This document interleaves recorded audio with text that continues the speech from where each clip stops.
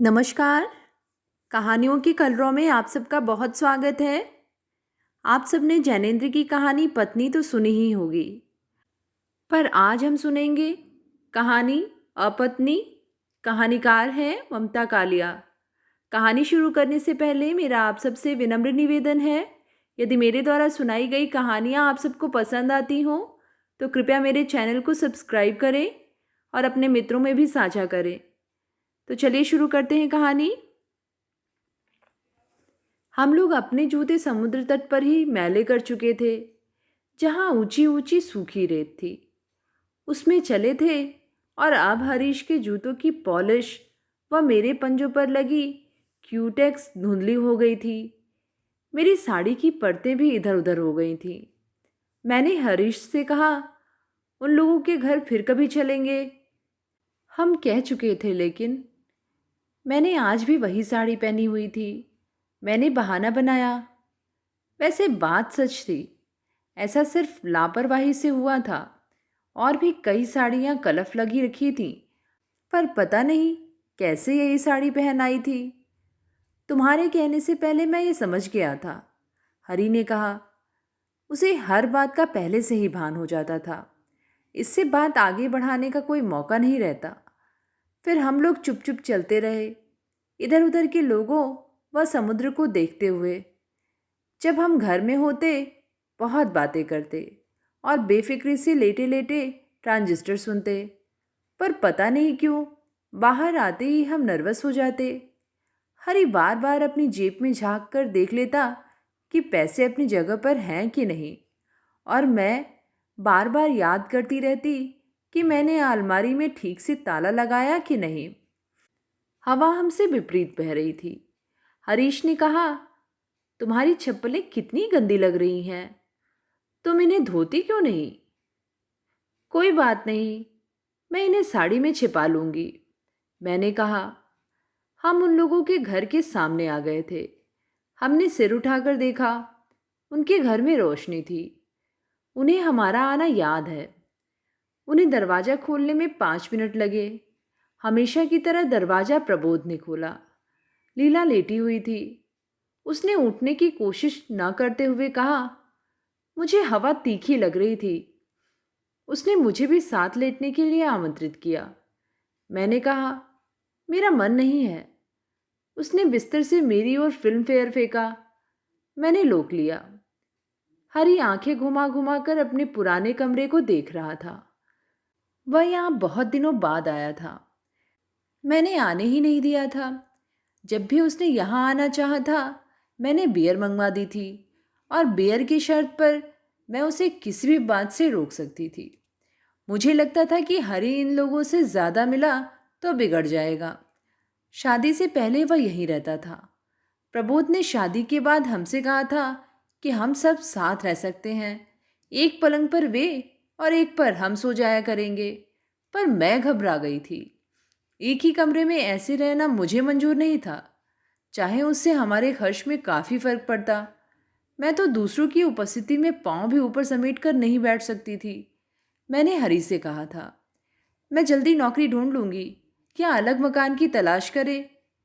प्रबोध ने बताया, उसने बाथरूम में गीजर लगवाया है। हरीश ने मेरी तरफ उत्साह से देखा। चलो देखें। हम लोग प्रबोध के पीछे पीछे बाथरूम में चले गए। उसने खोल कर बताया। फिर उसने वह पैक दिखाया जहां तौलिया सिर्फ खोस देने से ही लटक जाता है। हरी बच्चों की तरह खुश हो गया। जब हम लौट कर आए तो लीला उठ चुकी थी और ब्लाउज के बटन लगा रही थी।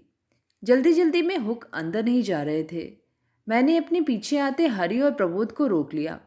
बटन लगाकर लीला ने कहा, आने दो, साड़ी तो मैं उनके सामने भी पहन सकती हूँ। वे अंदर आ गए। प्रबोध बता रहा था, उसने नए 2 सूट सिलवाए हैं और मखमल का क्विल्ट खरीदा है, जो लीला ने अभी निकालने नहीं दिया है। लीला को शीशे के सामने इतने इत्मीनान से साड़ी बांधते देखकर मुझे बुरा लग रहा था, और हरी था कि प्रबोध की नई माचिस की डिबिया भी देखना चाहता था। वह देखता और खुश हो जाता जैसे प्रबोध ने यह सब उसे भेंट में दे दिया हो। लीला हमारे सामने कुर्सी पर बैठ गई। वह हमेशा पैर चौड़े करके बैठती थी। हालांकि उसके एक भी बच्चा नहीं हुआ था। उसके चेहरे की बेफिक्री मुझे नापसंद थी। उसे बेफिक्र होने का कोई हक नहीं था। अभी तो पहली पत्नी से प्रबोध को तलाक भी नहीं मिला था और फिर प्रबोध को दूसरी शादी की कोई जल्दी भी नहीं थी। मेरी समझ में लड़की को चिंतित होने के लिए यह पर्याप्त कारण था। उसे घर में कोई दिलचस्पी नहीं थी। उसने कभी अपने यहाँ आने वालों से यह नहीं पूछा कि वे लोग क्या पीना चाहेंगे। वह तो बस सोफे पर पांव चौड़े कर बैठ जाती थी। हर बार प्रबोध ही रसोई में जाकर नौकर को हिदायत देता था। इसलिए बहुत बार जब हम चाय की आशा करते होते थे, हमारे आगे अचानक लेमन स्क्वैश आ जाता था। नौकर स्क्वैश अच्छा बनाने की गर्ज से कम पानी ज़्यादा सिरप डाल जाता था। मैं इसीलिए स्क्वैश ख़त्म करते ही मुंह में जिंतास की एक गोली डाल लेती थी। प्रबोध ने मुझसे पूछा, कहीं अप्लाई कर रखा है? नहीं, मैंने कहा। ऐसे तुम्हें कभी नौकरी नहीं मिलनी। तुम भवन मालों का डिप्लोमा ले लो और लीला की तरह काम शुरू करो। मैं चुप रही। आगे पढ़ने का मेरा कोई इरादा नहीं था, बल्कि मैंने तो बीए भी रो रो कर किया है। नौकरी करना मुझे पसंद नहीं था। वह तो मैं हरी को खुश करने के लिए कह देती थी कि उसके दफ्तर जाते ही मैं रोज आवश्यकता है कलम ध्यान से पढ़ती हूँ और नौकरी करना मुझे थ्रिलिंग लगेगा। फिर जो काम लीला करती थी उसके बारे में मुझे शुबा था। उसने कभी अपने मुंह से नहीं बताया कि वह क्या करती थी। हरी के अनुसार ज़्यादा बोलना उसकी आदत नहीं थी, पर मैंने आज तक किसी वर्किंग गर्ल को इतना चुप नहीं देखा था। प्रबोध ने मुझे कुरेद दिया था। मैंने भी कुरेदने की गर्ज से कहा, सूट क्या शादी के लिए बनवाए हैं? प्रबोध बिना झेपे बोला, शादी में जरीदार अचकन पहनूंगा और सन एंड सैंड में दावत दूंगा, जिसमें सभी फिल्मी हस्तियां और शहर के व्यवसायी आएंगे। लीला उस दिन इम्पोर्टेड बिग लगाएगी और रूबीज पहनेगी। लीला बिग लगाकर चौड़ी टांगे करके बैठेगी। यह सोचकर मुझे बड़ी हंसी आई। मैंने कहा, शादी तुम लोग क्या रिटायरमेंट के बाद करोगे? लीला अब तक सुस्त हो चुकी थी। मुझे खुशी हुई। जब हम लोग आए थे, उसे डनलप के बिस्तर में दुबके देख मुझे ईर्ष्या हुई थी। इतनी साधारण लड़की को प्रबोध ने बांध रखा था, यह देखकर आश्चर्य होता था। उसकी साधारणता की बात मैं अक्सर हरी से करती थी। हरी कहता था कि लीला प्रबोध से भी अच्छा आदमी डिजर्व करती थी। फिर हमारी लड़ाई हो जाया करती थी। मुझे प्रबोध से कुछ लेना देना नहीं था। शायद अपने नितांत अकेले और ऊबे क्षणों में भी मैं प्रबोध को ढेली न देती, पर फिर भी मुझे चिढ़ होती थी कि उसकी पसंद इतनी सामान्य है। प्रबोध ने मेरी ओर ध्यान से देखा। तुम लोग सावधान रहते हो ना अब? मुझे सवाल अखरा।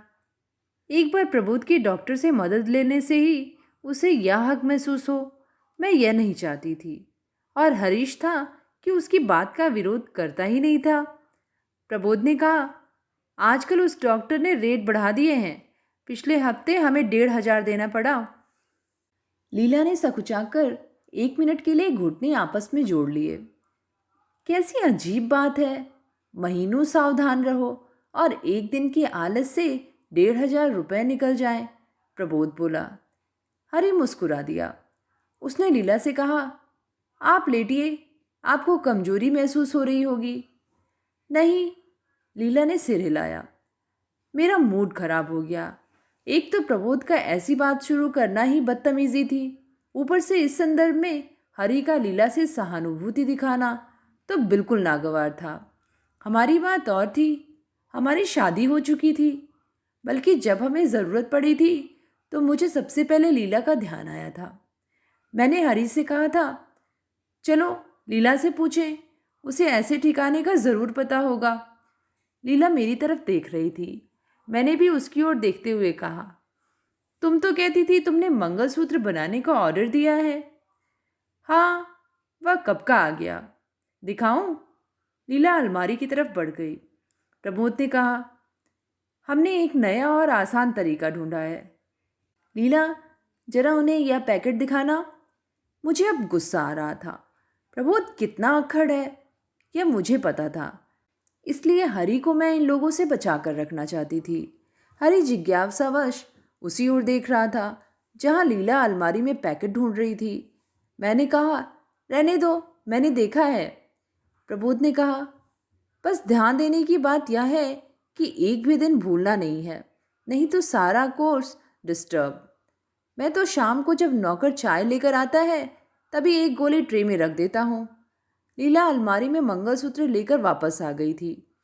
बोली, कभी किसी दोस्त के घर इनके साथ जाती हूँ तब पहन लेती हूँ। मैंने कहा, रोज तो तुम पहन भी नहीं सकती ना, कोई मुश्किल खड़ी हो सकती है। कुछ ठहरकर मैंने सहानुभूति से पूछा, अब तो वह प्रबोध को नहीं मिलती? लीला ने कहा, नहीं मिलती। उसने मंगलसूत्र मेज पर रख दिया। प्रबोध की पहली पत्नी इसी समुद्र से लगी सड़क के दूसरे मोड़ पर अपने चाचा के यहाँ रहती थी। हरी ने मुझे बताया था।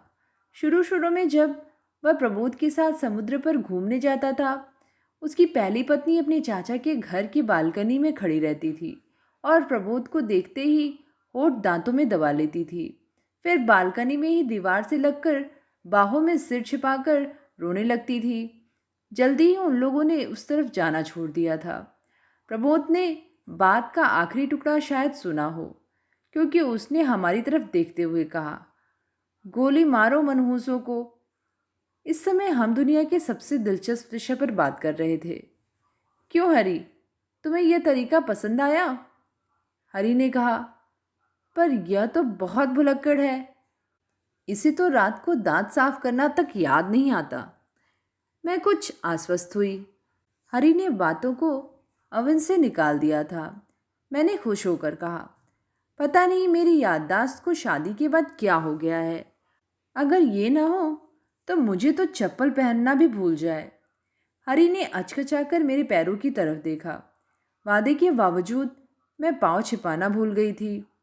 उठते हुए मैंने प्रबोध से कहा, हम लोग बटरोले जा रहे हैं, आज स्पेशल सेशन है, तुम चलोगे? प्रबोध ने लीला की तरफ देखा और कहा, नहीं, अभी इसे नाचने में तकलीफ होगी। तो ये थी कहानी आपत्नी। कहानी आप सबको कैसी लगी नीचे कमेंट पे लिख के ज़रूर बताइएगा। आगे भी ऐसी ही कहानियाँ सुनते रहने के लिए चैनल को ज़रूर सब्सक्राइब करें और अपने मित्रों में भी साझा करें। तो चलिए फिर मिलेंगे एक नई कहानी के साथ। धन्यवाद।